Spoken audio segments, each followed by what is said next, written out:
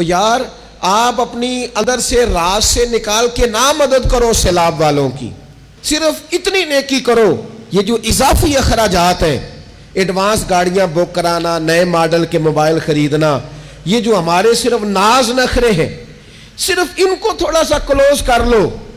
عجیب بات ہے نا، عجیب ظلم ہے نا کہ ایک بچہ رات کو اس لیے کھانا نہیں کھا رہا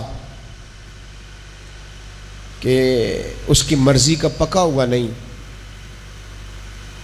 اور ایک طرف میرے ہی وطن میں اس ویڈیو نے بھی میری چیخیں نکلوا دی، جس میں ایک بیٹی، اور اس کی عمر بھی بالکل اتنی ہے جتنی میری بیٹی کی عمر ہے، اس سے وہ صحافی پوچھتا ہے، پاؤں اس کے ننگے ہیں اور پاؤں پہ کیڑے چڑھ رہے ہیں، پانی جو چاروں جانب ہے، تو اس سے پوچھتا ہے پتر کیا چاہیے؟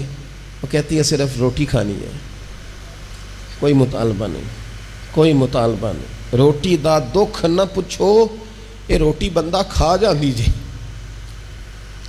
روٹی بندہ کھا جاتی.